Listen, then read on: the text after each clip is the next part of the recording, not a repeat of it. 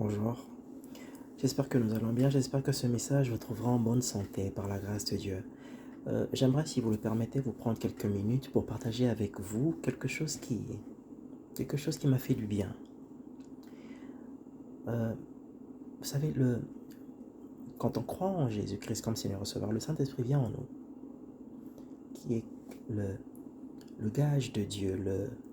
Dieu nous marque par le Saint-Esprit, mais il faut désirer encore plus.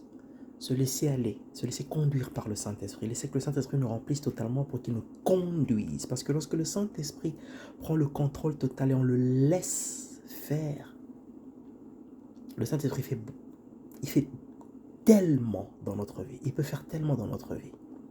Le Saint-Esprit, lorsqu'on se laisse conduire, lorsqu'on se laisse remplir, lorsque le Saint-Esprit prend le contrôle total de notre vie, nous n'avons aucune idée à quel point le Saint-Esprit peut faire des choses merveilleuses dans notre vie. J'aimerais nous parler d'une personne. Cette personne avait comme profession, elle était pêcheur de poissons. Et un jour, cette personne s'est retrouvée dans une barque avec certains de ses amis, en train ils étaient sur une barque, sur une eau, et ils ont vu de loin, lui et ses amis, un être se déplacer vers eux. Ils étaient, vous imaginez, dans une barque sur une eau, et ils ont vu, c'était presque le soir, la nuit, ils ont vu un être se déplacer vers eux, marchant sur l'eau, et ils se sont dit c'était un fantôme. Ils ont commencé à paniquer, à crier et pousser des cris. Et cet être leur a dit de ne pas paniquer, que c'était juste lui, le Seigneur Jésus. Cette personne dont nous parlons, c'est Simon-Pierre. Simon-Pierre, avec les autres apôtres dans la barque, ont vu un être se déplacer sur les eaux, venir dans leur direction. Et ils se sont dit que c'était un fantôme. Et ils ont poussé des cris de peur, le retenant. Que donc Simon-Pierre et les autres apôtres étaient superstitieux, ils croyaient aux fantômes. Et pas seulement ils croyaient, mais ils avaient peur. C'est surtout l'information qui nous intéresse. Ils ont eu peur d'un fantôme. Un fantôme, c'est l'esprit, d'après ce qu'on croit, d'après ce qu'on peut croire, certains peuvent croire, c'est l'esprit d'un être humain qui est mort, mais son esprit n'est pas allé dans l'au-delà. Son esprit vogue encore. Simon-Pierre, avec les autres apôtres, ont eu peur de ce qu'ils ont cru être un fantôme, un esprit. Ils ont eu peur. C'est une information à retenir. Mais, vous savez, dans le livre d'Ecclésiaste, le chapitre 7, Ecclésiaste, le verset 8 nous dit « Mieux vaut la fin d'une chose que son commencement ». Ecclésiaste 7, verset 8. Mieux vaut la fin d'une chose que son commencement. On peut mal commencer quelque chose. On peut avoir essuyé des défaites, de la honte. On peut avoir connu des coups. On peut avoir trébuché dans sa marche avec Dieu. On peut avoir été humilié dans sa marche avec Dieu. Mais tant que ce n'est pas fini, tant qu'il y a de l'espérance, il faut continuer encore de la vie. Parce que nous voyons là un Simon qui avait peur des fantômes.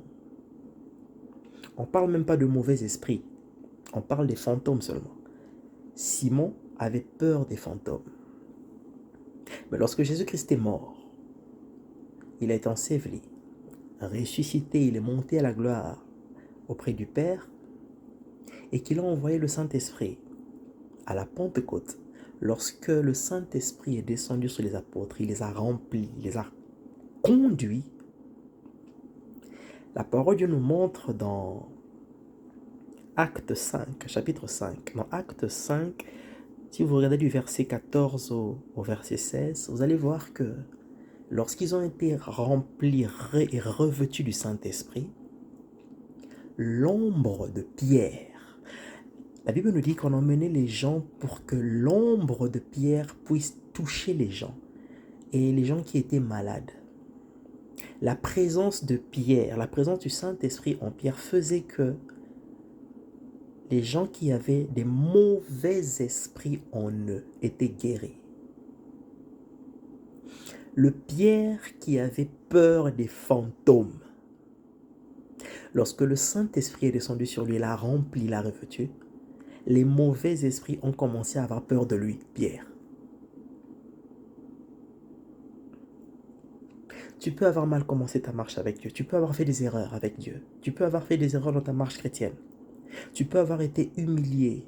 Tu peux avoir été malmené par le monde des ténèbres.